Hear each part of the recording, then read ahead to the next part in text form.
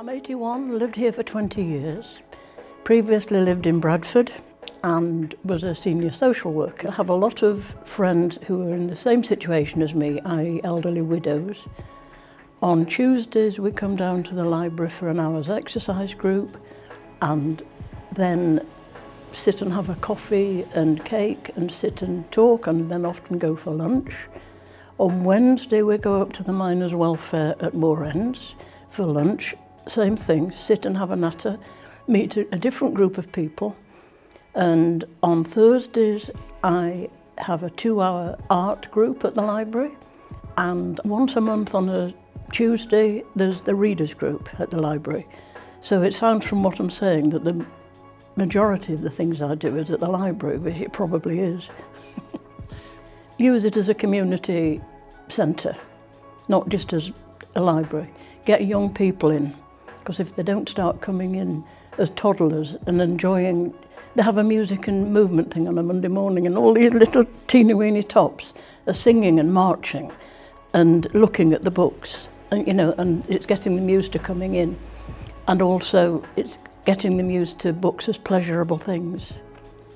So I feel safe where I live. I've got friends, neighbours have got keys, I've got neighbours' keys. We look out for one another and I feel protected there. You can get everything you want in Thorne. There's still butchers, there's still bakers, there isn't a candlestick maker, but there's greengrocers. There's everything you need, and cafes.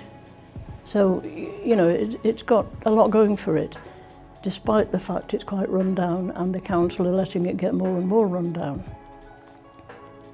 I find Doncaster Centre, especially French Gate, both inside and on the street outside, very intimidating because of groups of young men wandering around aimlessly because they probably nowhere to sleep, nowhere to go. If they have a place to stay, they're probably kicked out all day, so they just wander around.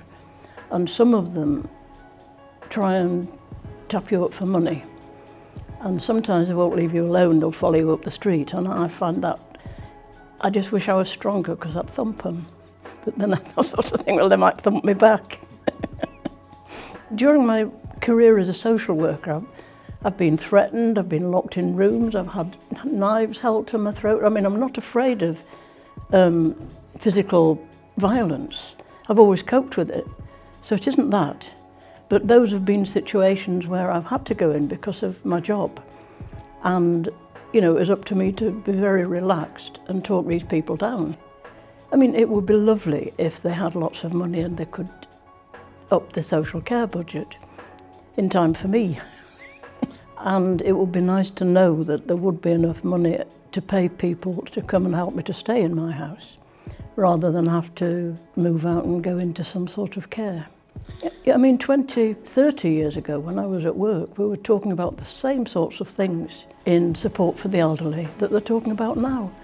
It's just like the wheel goes round and round and round and round and round, and you think, oh, they tried that 20 years ago, it didn't work. Oh, yeah. You become invisible when you're older.